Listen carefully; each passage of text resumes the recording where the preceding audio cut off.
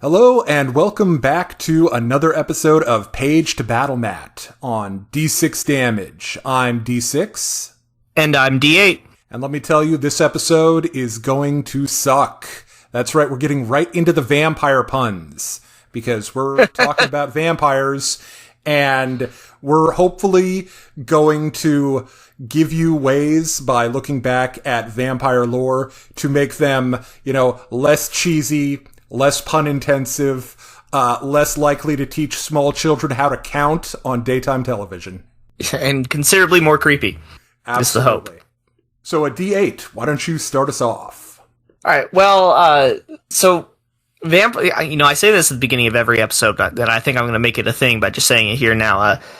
This one has been uniquely challenging. Which I think I've said for every episode up to this point, so, why not? 90% of vampire scholarship, and you guys would be absolutely astonished how much there is. There is, volumes upon volumes upon volumes of writing on vampires. They're clearly one of the most written on monsters in scholarly fields. 90% of it is on sexuality, and we're going to have to talk about that today. So, a little bit of a fair warning there. But another thing you guys might not know is the vampire is freaking old. So D6, how old do you think the vampire is? Well, that's a good question. Most of the vampire stuff I'm familiar with comes from the 1800s, so my guess would be, give it about 500 years, about the 1300s. Yeah, that'd be a good guess. So most of the stuff that we know comes from, Bram Stoker, who publishes Dracula in 1898, I believe, is the first publishing. That stuff is a culmination, Stoker culminates a massive amount of stories and builds them all into one single vampire that we all really recognize today. The concept of the blood-sucking creature in human form is immeasurably ancient. I personally do not know what the oldest account is, but I know the Old Kingdom in Egypt had some. I know the ancient Greeks had them. I know that similar creatures are found across the world. In places in Asia, there's similar things. It's really quite interesting. The concept of the bloodsucker, coincidentally, the concept of the bloodsucker tied into sexuality is very, very old and very, very widespread. So in the course of researching this, I found just, when we looked at the werewolf and we saw that, the very first piece of literature we have contains a wolf transformation sequence in Gilgamesh. That's pretty freaking old. And this is about as old as that. So the werewolf-vampire rivalry really does go way, way back. Yes, it does. And in scholarship, it's not uncommon for you to see scholars kind of just merge them into one single monster, because they have a lot of the same kind of deals. You got a little bit of the transformation, you got the animal aspect to it, you got the feasting on human bodies. In one case it's blood, the other one's flesh. So a lot of what we said in the werewolf episode will kind of work pretty well with the vampire as well, and I kind of just wanted to start off by saying that. So one of the early ones that I like, that I feel is pretty clear in its influence on later works, is from Greece. It's a very old poem. It's part of an account. I can't remember off the top of my head who writes it, but it's called The Life of Apollonius. Apollonius is a Greek philosopher who's around almost turn of the millennium, where we go from BCE to CE. So it's a fairly old piece, but it's written, of course, much later by someone who is recording accounts. But it's a story that basically says that Apollonius had a friend who was a young scholar, a very handsome guy, right? And he met a woman on the road who he fell in love with at first sight. And she promised him, she was a foreigner, and she promised him if they went to the city, they would get married, and they'd have this big feast. And she's kind of true to her word, and she ends up lavishing this guy and feeding him all he wants. And she turns out to be very rich and very powerful in her own way. And then Apollonius, this old dude, just shows up on their wedding feast, looks her straight in the eye and goes, "Nah, you're not human." That ain't right. He immediately throws her out a window shouting, "Begone, thought." Pretty much, he goes, "No, you're not human. You are a specter." And she goes, "No, don't say that." And it basically falls apart. All of the money, all the golden jewels is all an illusion. And she is what is known as a Lamia. Now, Lamia, as a Greek monster, is a kind of nebulous creature. So what you think of when you think of a lot of tabletops is not necessarily what I'm talking about here. Yes, but one of the things the tabletop, I of course think of the snake ladies, or don't they also come in like leopard versions? Yeah, sexy leopard ladies. Yeah, those are not what. Those are based on these stories of Lamia, but there are so many different stories of Lamia, and Lamia is kind of a catch-all term. It's kind of like fairy or demon, where it's kind of just a name for a female monster who likes to devour young men. Mm-hmm. That's kind of their thing. And so she admits, "Oh, I was, plumping him up so that I could eat him," and all that stuff. And basically the simple act of denying her is enough to make her turn into a ghost and leave. But we get a couple of really interesting things that we see carried on when we look at other more 19th century, 1800 vampire stories. And we get the concept of the foreigner. Okay? The vampire figure is almost always a foreigner. So a wealthy foreigner as a vampire. I've never encountered this before. Yeah, well, that is a trope that we see from some of the earliest stories all the way to the end. And the idea is that it is monstrifying, the foreigner as different and strange and other. And that is certainly happening here. And the other thing we get is we get the rich is, like you said, yes, absolutely, that's also part of it. Sometimes we equate that with, they're so old, they've gathered a lot of riches. But as we'll see when we get to Dracula, that's not necessarily how it goes. But we also get kind of the sexual aspect to this. And while it's not like super explicit in this story, we will see as it goes on, even into the modern day, sexuality is very, very, very keenly connected to the vampire monster. And what hopefully you'll kind of get out of this video is that the vampire represents kind of a deviance in sexuality. But we'll get back to that. After Apollonius, the piece I wanted to talk to you is called Carmilla. D6, do you know Carmilla? Did you ever hear of it or read it? I will be honest, my first exposure to a vampire named Carmilla was in the Castlevania show. That's actually based on this character. Interesting. Yeah. So, Carmilla, I have not personally had the pleasure of reading it, so I'm going from secondhand knowledge here, so BS away. But I do know most of the key plot points here. Carmilla is written about 26, 27 years before Dracula. So it's right in that same time period, and it focuses on a lot of the same things.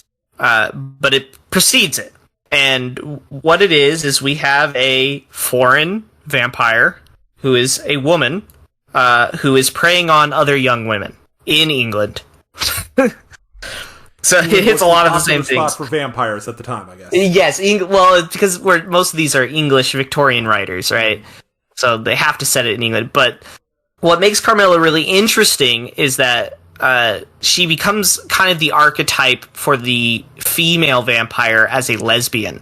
And that's kind of the deviant sexuality that's being explored in that particular piece. Interesting. In this piece, it is shown to be strange and evil and kind of wrong. Okay. It is a very interesting piece. There's also kind of a lot of female power in the piece, so it's a very interesting piece. It's got a lot of complexity, and I highly recommend reading it. I need to get around to doing it myself. But the idea is that this girl is feeling lonely, and this strange lady and her daughter show up at their doorstep saying they were in a carriage accident. And her father, they live alone in this castle, of course, because the gothic horror setting always has to have a castle. the father agrees to let them stay there, and then the mother is like, "Oh, well, you know what? I gotta go on this secret business, but I'm gonna leave my daughter here. Please take care of her." The daughter's name is Carmilla, and I bet you can guess at this point, she's not what she seems. Dun, dun, dun. So, you have Carmilla, this female vampire who's pretending to be like this 15-year-old girl. And she is having a relationship, an emotional and not quite explicitly sexual, but almost there, relationship with our main character that we're getting the viewpoint of, named Laura. How very Victorian. Yes. And the whole thing is that we have girls are dying in the village nearby, this mysterious disease, and eventually one of the victims' fathers shows up and convinces Laura's father that this is a vampire attack. And they have a whole sequence where they're talking about, leaving and talking about a place in Romania. And anyway, it's kind of cool. They eventually find Carmilla's tomb, and they break into the tomb, and they find her body is in the tomb in this casket filled with blood. And her body is still faintly breathing. And they freak out, and so they cut off her head, and that's kind of the end. But we see how this kind of merges the spooky lady who has this power and strange foreignness and wants to eat people. In this case, it's drinking the blood. We also get some the animal transformation that we later on see in Dracula. But what happens is, what I mean by the representation of deviant or so-called deviant sexuality is that we see these different views of gender norm and sexual norm being placed in the role of the monster. Okay. Carmilla is a lesbian, and her victims that she kills are the young girls that she's preying on. So it shows this predatory connection to lesbianism. In a Victorian setting, you could see why they would consider sexuality, in the very sexually repressed Victorian setting that this is written in. You can see why that would be considered rather terrifying. Of course, the main focus of this episode, though, has to be Dracula. Yeah. So it is. Substitutes. Yeah, it is the centerpiece. It is the standard by which all vampires before and after have to be judged. And as we saw with Carmilla and Apollonius, there's a long line of tradition that Stoker is drawing from. What makes Stoker and Dracula unique is that Stoker took many of these stories, these vampire stories, ranging from Romania to Greece to even some of the English stuff, takes all of this stuff that was around at the time and collates it, compresses it into a single character, a single story. And so everything that a vampire can do after Dracula can almost certainly be found in the book Dracula. So, just off the top of your head, what are some of the tropes of a vampire? Well, so some of the tropes are obviously the blood drinking. Oh, yeah, that's in there. Sleeping in a coffin. Oh, yep, that's in there. Big old castle. Oh, yeah, that's in there. Stylish cape. I believe that is actually in there. Power over animals, particularly wolves. Any of the beasts of the night. So in Dracula, we see rats are another big one. He can command whole big swarms of rats. But rats, bats, wolves, generally things you would consider carrion eaters are the things that generally vampires have a tendency to be able to control. And I point this out because I don't think on the battle mat we should limit ourselves to wolves. The ability to turn into fog or moonlight. Yes, there is some of that. So we have, when we first see the brides of Dracula, they come in as motes of dust in the moonlight. And Harker is looking through and he can't tell what he's seeing at first, and then he sees the beautiful women, he's terrified by them, because of course, he's Victorian. Oh, yeah, I was about to bring up a harem of lovely vampirettes. Yes, so Dracula is really quite interesting in that we have two tropes that are really important. One of them is the incredible beauty of the vampire. Okay? the allure of this perfect specimen of humanity, which we'll get back to when we're done after Dracula, and we're talking some of the things that come after, because it's a really important one. In Dracula, the women especially are portrayed as being unearthly beautiful, having gigantic breasts and really big lips. It's actually really disturbing how many times he uses the word voluptuous to describe lips. He's all about these lips on these vampires. It's really weird. Yeah, that's true. Although he does talk about Dracula's lips as well and how red they are. He does, and that's one of the kind of deviant sexualities that is being expressed in Dracula, and that is homosexuality. There's a whole scene where Harker cuts himself, right? And Dracula is like leaning in and like almost licking it off of him. And then he runs away. So there's definitely some of that going on. To Stoker, the vampire was a vampire who imbibes blood, especially. Because we know the Count changes how he looks after he comes to England. Looks incredibly beautiful. Regardless of gender, they become this perfect form of human specimen. We know one of the things that really makes that disturbing to us is that there's the scene where you have when we have Lucy, when we're right before we decide to destroy her, we have a scene where we look at her in the coffin, and she looks more alive in the coffin than she ever did when she was actually alive. And that is like this perversion of the way things are supposed to be that makes monsters scary to us. And so when we have this perfect human form, I think it's important to note that this is something that is dead, and yet it looks more alive and more perfect than any living person ever could.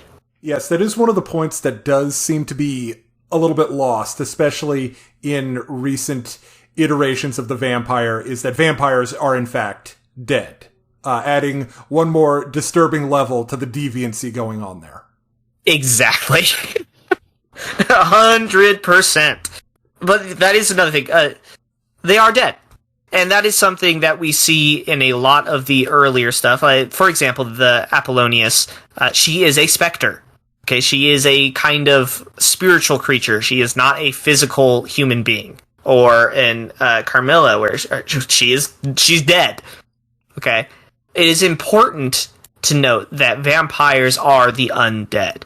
They are this weird thing in between life and death that seems so very alive and yet is so very dead. And again, that's our category crisis, our transient area that we don't like something to be in. What other things do we have that are found that are vampire tropes? Aversion to holy relics, things like crosses, the host, certain types of flowers.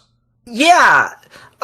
So a lot of that is just like straight from Dracula. Some of it exists beforehand. In Carmilla, I know holy hymns seem to hurt her.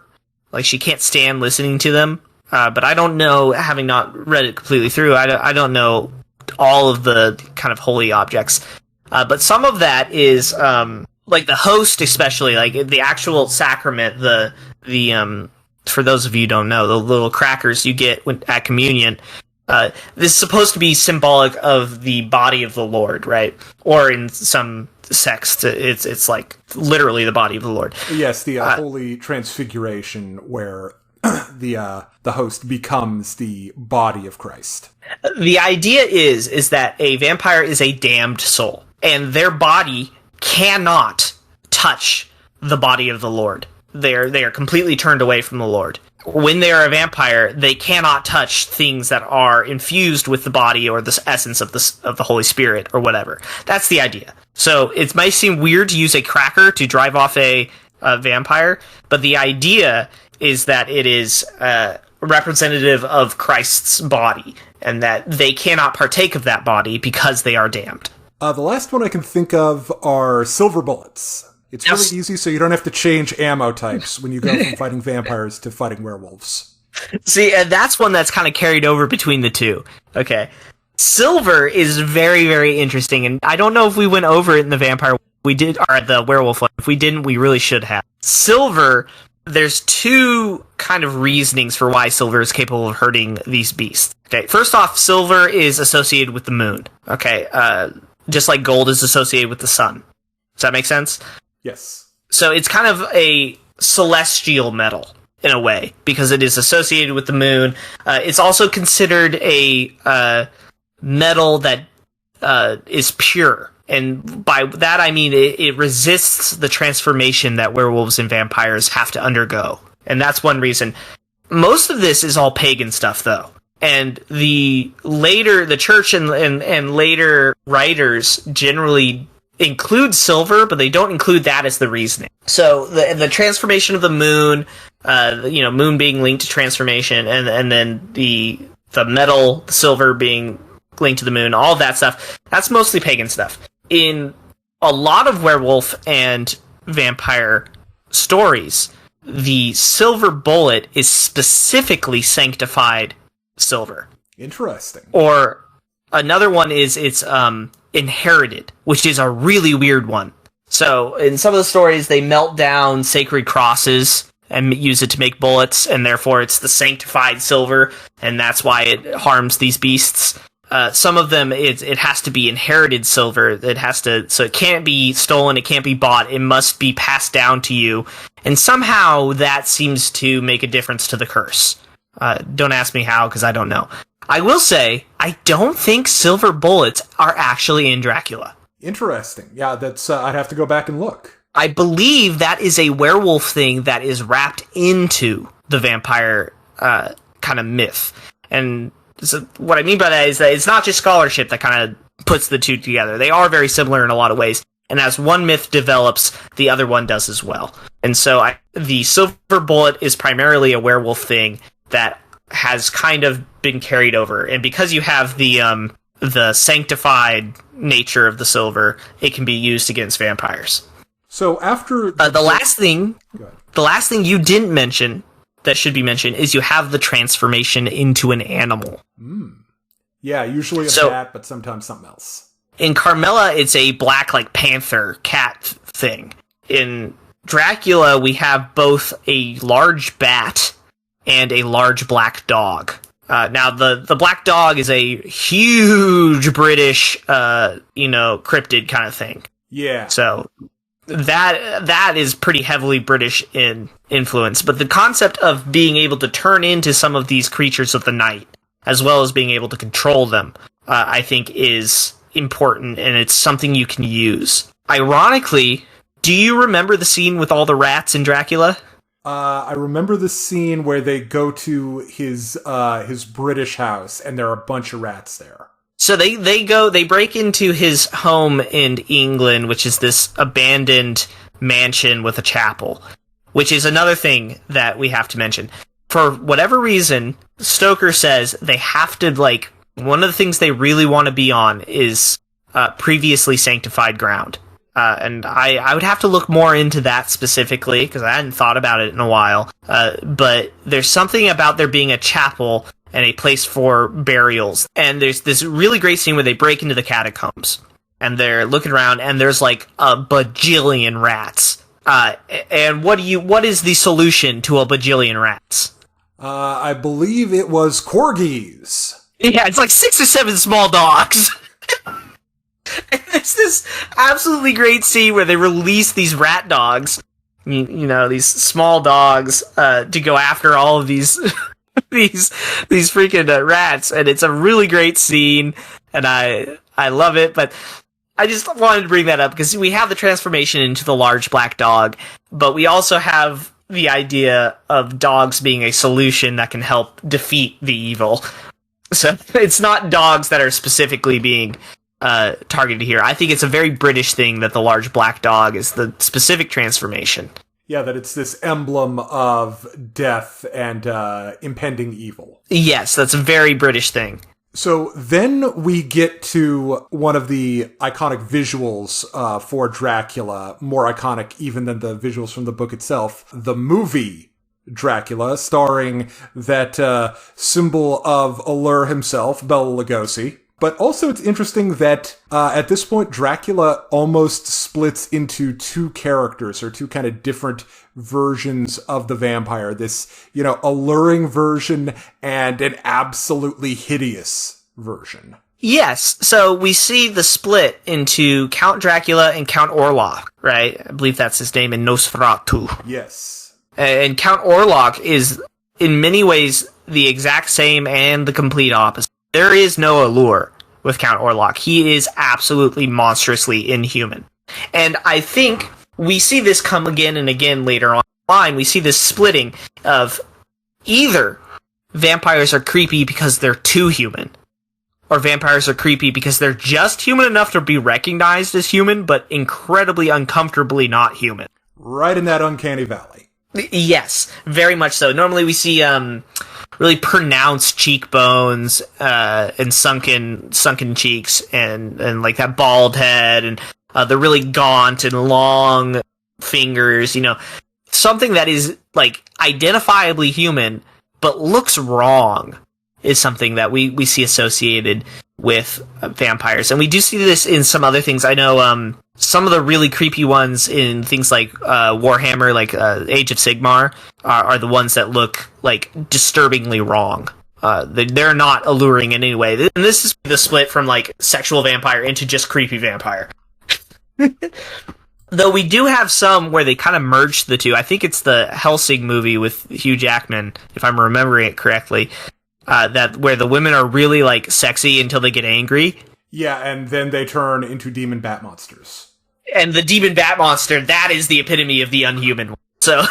So we do have a merging of it later on, but it is interesting to see that if sexuality is one of the fears, then that inhuman gaunt one, like what is the fear that's being expressed with these really strange monsters? Well, with Nosferatu specifically, it's really linked with fear of death and disease, because if you watch the movie, it turns into almost like this plague story where the Count has he's practically got vermin empathy. He doesn't care about any creatures of the night other than rats. Like, he's really connected with them. He has rat-like teeth. Yes, absolutely. And I think you've hit the nail on the head there, because what are we really seeing when we're looking at Orlok and those very disgusting, weird monsters? We are seeing incredibly gaunt. We're seeing incredibly pale. We're seeing people who look like they should be dead. Like, they do not have the muscle mass or the body fat to live. We are seeing people who look like they've starved to death, or that they're bald, they've had bad disease or something that has happened to them. In this, like, our day and age, we would think like radiation or chemo. The idea is that the human form we are seeing is one that should not be alive. Yeah, so to go back to some of the Victorian elements of this, wasting sicknesses like consumption were a huge problem in that time. Yes, and that was absolutely the terror of everyone, because there was no rhyme or reason, as far as they could tell, for typhoid and, not typhoid, tuberculosis, excuse me.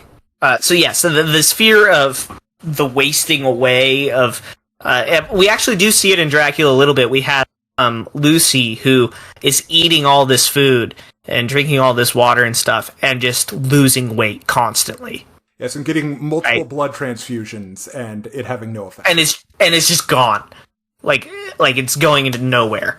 That wasting away is very present in Lucy's section of Dracula. So yes, I think you're right. I think what we get these creatures who are very closely tied to the aspect of death, and they are very scary for that reason. And then we get the creatures who are very kind of tied to the strange life aspect, which is the blood.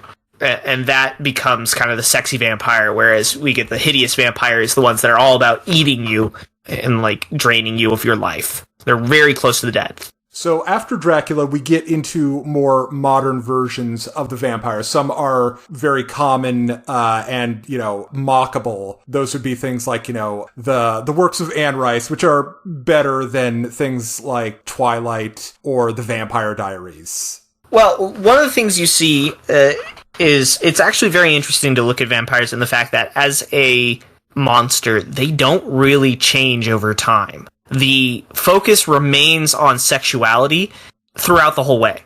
So we certainly see that things like Twilight, right, where it's all about the romance, romancing the vampire. It's less about the creepy sexuality, though I would argue it's extremely creepy. But you see what I mean, like, it doesn't leave. And with Anne Rice, it's very much about unrestrained sexuality.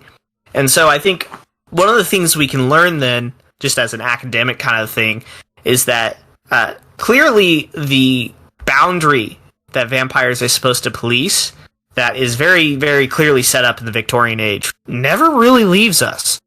Obviously, the sexual vampire gives us a problem at the table to do, because it makes people uncomfortable to talk about sexuality. And unless you're with a group you know very, very well, you don't want to make the people at the table uncomfortable. That stops being fun.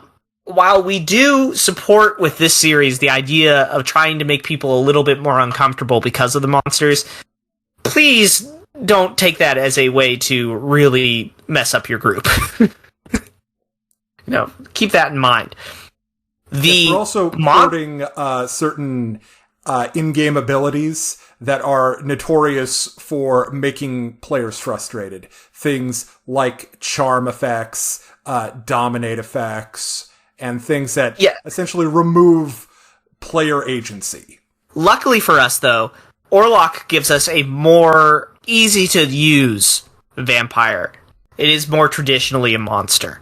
And there is a really good modern example of this that I think some of you have probably read, and it's a really great book. And it's even a comic book called Baltimore. There's this novel called Baltimore. And Baltimore is written and illustrated by the two of the guys who are responsible for Hellboy. First off, it's got a great pedigree, so you should go pick it up, because it's a really great novel. I want to give you just a quick synopsis that doesn't cover any of the really good plot points. So, spoilers, I guess, but hopefully not, like, bad spoilers. Baltimore takes place during the First World War. The idea is that the Spanish flu that is spread after and during the war, that takes this pandemic that takes all of these lives, is actually spread because of vampirism. And people waste away and then die, and then if you're not careful, they can rise again as these vampire thralls. And they're all thralls to these original vampires who were accidentally awakened by the main character, Baltimore, on the battlefield when he slashes one, where they were just kind of being content to eat the bodies. The idea in the story is we have a lot of really weird, strange things that are being tied together, and that it all eventually comes back to this figure they call the Red King. And he's the head honcho of vampires. And he is always depicted as incredibly skeletal, and all of the vampires are always depicted as incredibly emaciated, and they're always, like, hideous. And I think that there's especially one really good sequence in a tomb where there's like 50 or 60 of these emaciated creatures that are going after Baltimore. You get this very scary feeling off of them because they are halfway between a zombie and a vampire. And I think that can be very useful for us when we go to the tabletop. Because the problem with vampires is kind of the problem with werewolves. Where the more you have of them, inherently the less scary, the less unique, the less memorable they become. Yeah. I think Baltimore gives you a really good example of one head vampire and a bunch of creepy minions. And I think that is something we should examine when we're dealing with a vampire as a tabletop entity, because we do want them to be scary and unique, but we also want to emphasize their ability to control others, which is very, heavily built into that sexuality component, as well as things like Baltimore. So I would say Baltimore is a great book to read. It's not only very entertaining, but if you're planning on fielding a big evil character that is a vampire, I think you should really pick it up and give it a read, because it should give you a fairly good idea of how to run encounters with minions of the Lord of Darkness. So one of the things, I've danced around the point a little bit here, is what we can do with the super sexy vampire on the table. Okay, and I think if you have a group that really likes to RP, there's a lot of fun things you can do with it. And I think one of the biggest things you can do is you can have creature form a relationship with some of the party and have it so that you have this weird split that occurs between the party members who want to kill the thing and the party members who still think of them as just a human or something. You don't understand what it is. And you can enforce some of that with things like enchantment and dominate. Now, normally, we always say, be very careful with those kinds of things. Because whenever you are, essentially not allowing people to play at the table, you run the very real risk of taking something that is very interesting and stressful and making it unfun. So, again, please, use this one with a warning tag. But what could be incredibly fun is giving your players an excuse to PvP. If the vampire is capable of dominating some of the player characters, don't just take their character sheet away from them. Force them to RP while they fight. Don't determine what actions they're doing. Make them do it. And the entire time I would narrate how what the dominated character sees is this beautiful innocent creature that his friends want to murder. And so he must stop them. That doesn't necessarily mean kill them, but it does mean stop them. While the other people see this hideous monster. That is something you can do that'll be really fun. And I think if you are in really close with your group, making this relationship between the vampire and a character can be really compelling. But again, it might be uncomfortable for some people, and you never want to make anyone at your table uncomfortable enough that they don't want to play. I know my group that I play with really well, and they know me, and they know that I am a frequent enchantment enjoyer. It's one of my favorite schools to throw around. And an important thing to keep in mind is the wording of charm person. A charmed character does not lose their free will. They see the words and actions and deeds of the thing that charmed them in the most favorable possible light. One of the things you could really do is if you land it on something like a paladin, which paladins are basically cheating, so it's going to be hard to land, but the idea of the innocent young lady or the innocent child or something like that, and you have like the rogue and the fighter want to kill it, and you have this paladin and you've charmed him, and the paladin, is honor-bound, oath-bound to not let the rest of the party do this. With the right RP party, that can be a really, really, really fun encounter. So, with all of that in mind, let's talk about how we take these ideas and bring them to the tabletop. One of the things that you as a dungeon master have access to are templates. There is a vampire template, and it's very powerful, and it will allow you to take a character, and I think in true vampire style, think about who that person was before they became a vampire. Because Dracula, when he was alive, soldier, statesman, man of learning, impaling enthusiast. And then yeah, and then he gets little impalers. I know that a lot of dungeon masters that I've talked to in the past tend to use previous player characters. Well, that's an interesting idea and throws a shadow on previous campaigns. Yes, and part of that is because a lot of people like to have that continuity between campaigns. I know we certainly do. But part of this is because you know that character. You know that character inside and out. You know all the things that would have influenced beyond that point. And so I think everything that you're saying when you're saying know who that character was before, I think if you really want to do it, well, there's a character you already know.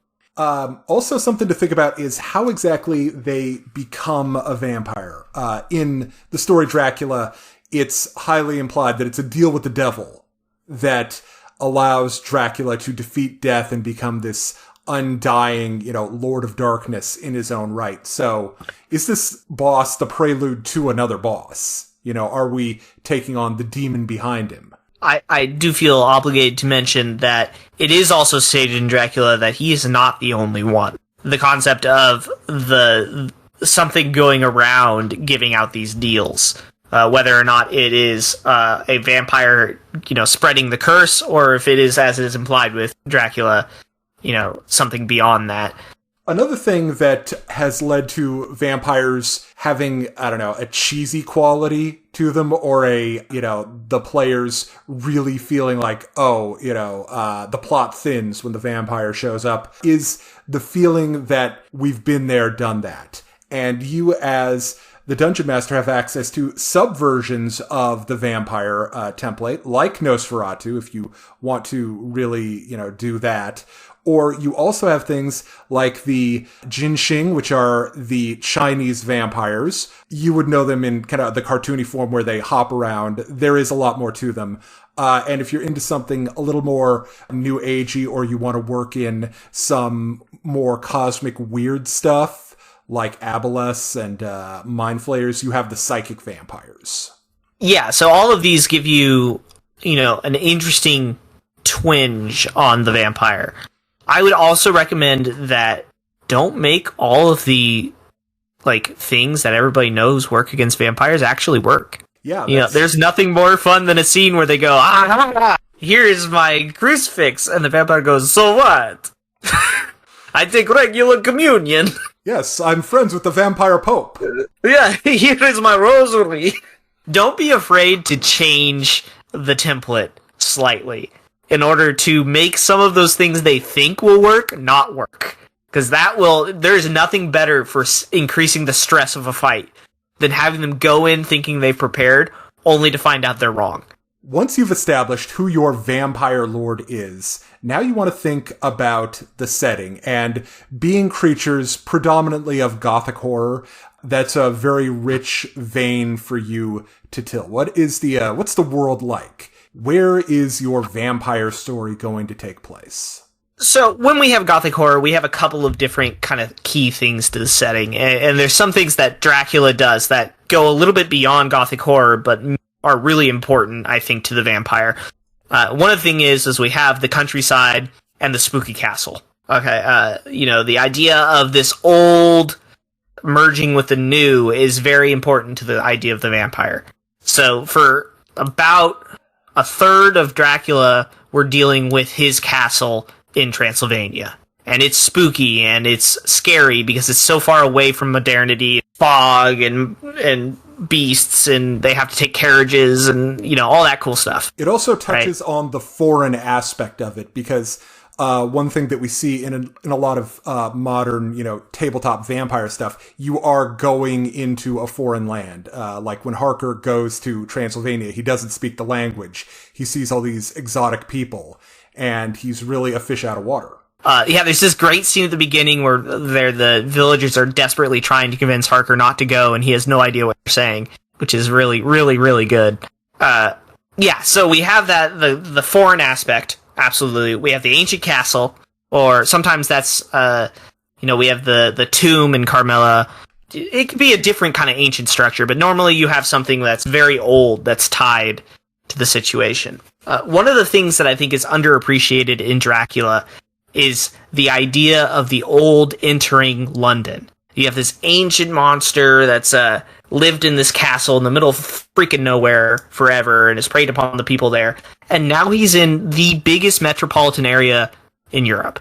The sudden change of location can be very scary. And the idea that something that has been successful in a very different location, being very different, it's something that the people of London have never had to deal with.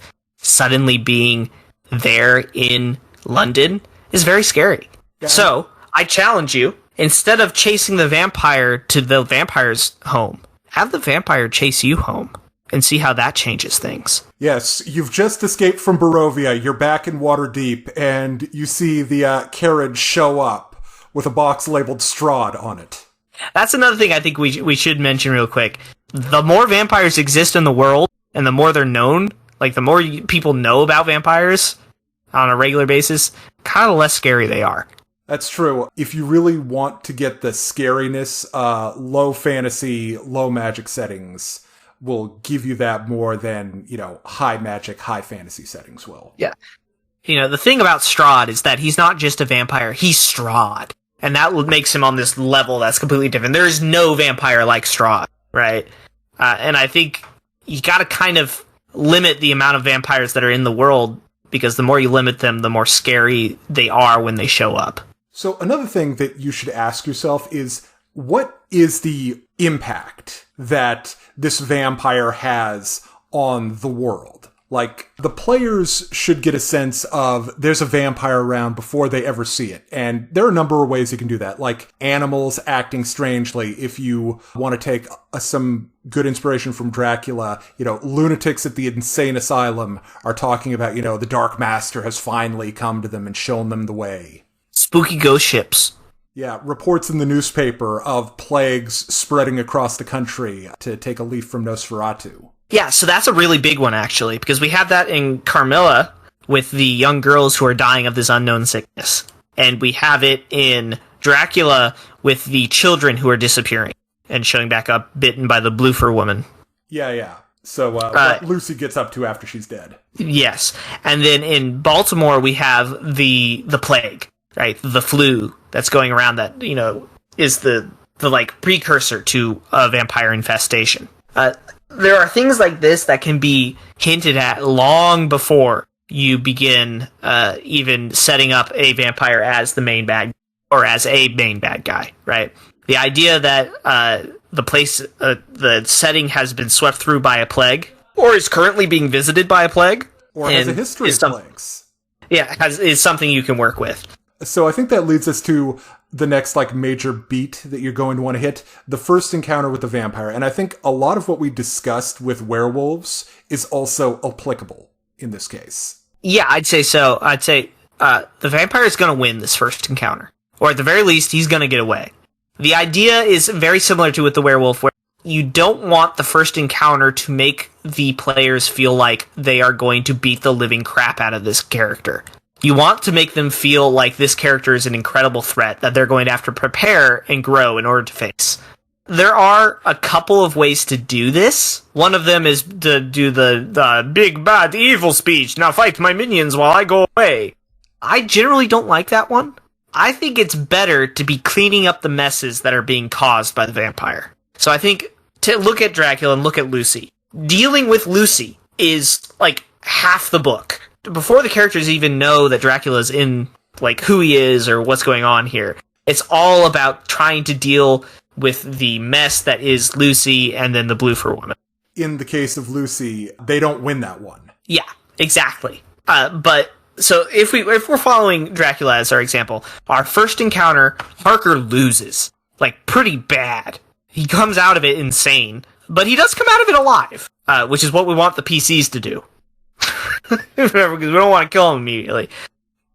Our next encounter is Lucy. And Lucy is another battle that the main characters lose. She does eventually fade away and die. And then she raises back up as a vampire. But what's important there is that when they destroy Lucy, now they're successful. Okay? Now they've been successful, but they haven't actually dealt with the main bad guy.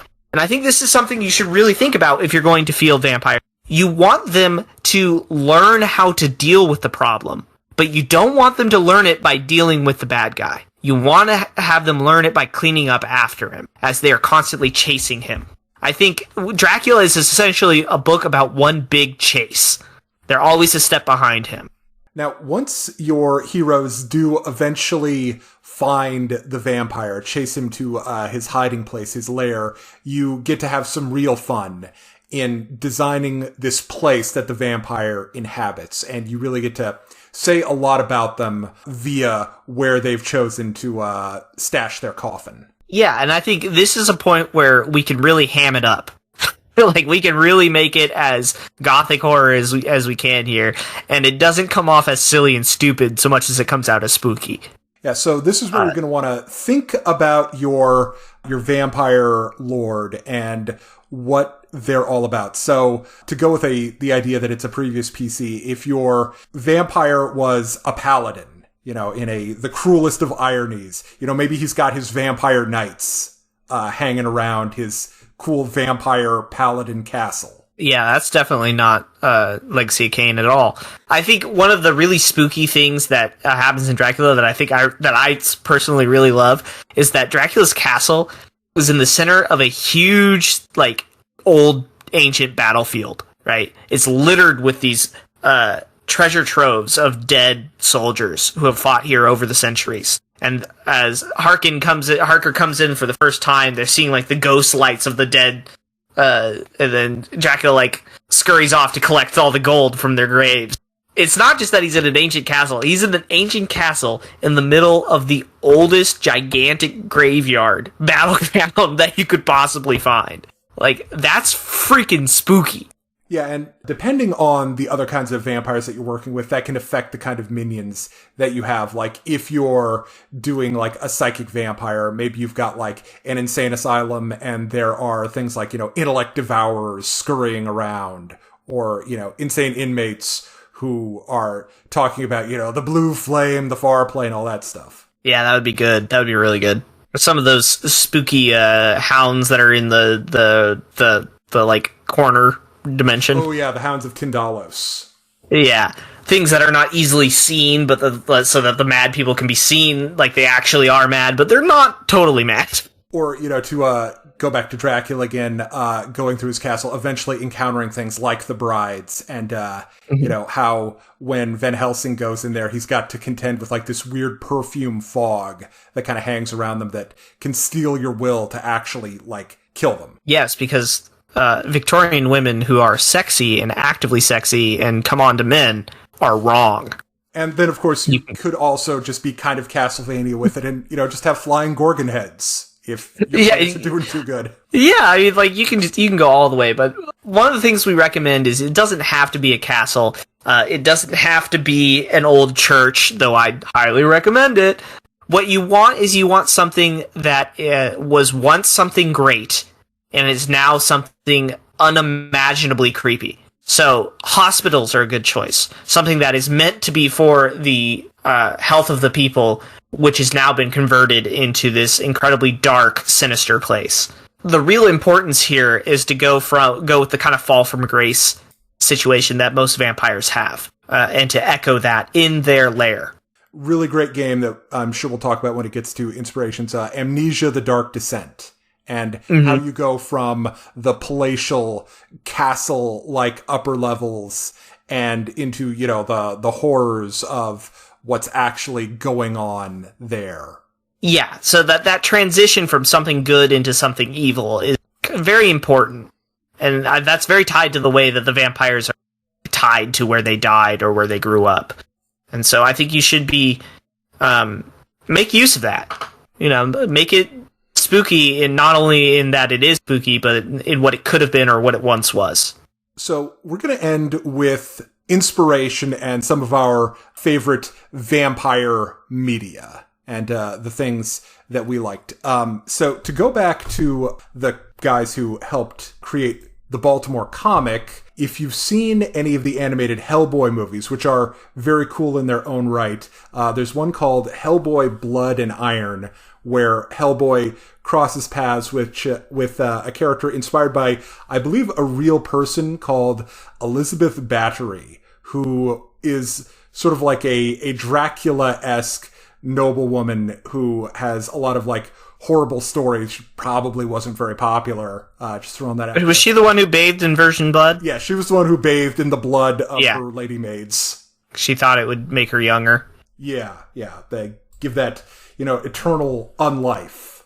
It also got mentioned by D8, the Legacy of Kain games, where if you want the vampire masterpiece theater. Yes. I'm a huge fan of the Legacy of Kain series. It's kind of interesting because you do sort of get a couple of different flavors of vampire, where Kain is the more traditional, I drink your blood kind of vampire, where Raziel's a spiritual vampire. Yeah. Drinks your soul. As much as we bash a lot of the like contemporary romantic novels, you'd be surprised that a lot of them actually have some really cool concepts of vampires in them. And there's one series that I love this little series we do because I have to out myself by talking about all of my guilty pleasures to the public, of course, because who else would listen? It's by Cat Adams. It's called Blood Song. It's the first novel. I think it's also the name of the series. The concept in that one, I'm not going to tell you about the whole book, but the concept of vampires in that one is that they're minor versions of possessed beings. Like, they are demonic in nature, but they're not like a full demon possession, but they are like this weird semi-demon possession where at the end of the transformation, the person who was you before is completely gone, and your memories are gone, and you're just this new kind of demonic entity. To go with another modern take on vampires, I really like the setting for a lot of Anne Rice's stuff, New Orleans. It's got that Southern Gothic feel that fits really well with vampires. And you want to talk about going to like a strange and distant land, like the bayous of Louisiana are a really good setting for that. Yeah, very creepy. I actually really like the Anne Rice stuff. I think, what are some movies that we've seen in recent years? If you want, like, the creme de la creme of ridiculous/cool at the same time, the Underworld movies. Absolutely. 100%. Just like a super big deal made out of vampires fighting werewolves. I do think that the Van Helsing movie I mentioned before is a really great concept for the vampire hunter. The machine gun crossbow and everything it's just so cool. Yeah, it's a shame they didn't make a whole class out of it in Pathfinder. If you want to play Van Helsing from the Van Helsing movie, the Inquisitor is how you do it, with the repeating crossbow. Yeah. Could also maybe dip into, like, Bolt Ace Gunslinger. Ooh, yeah, that would be good.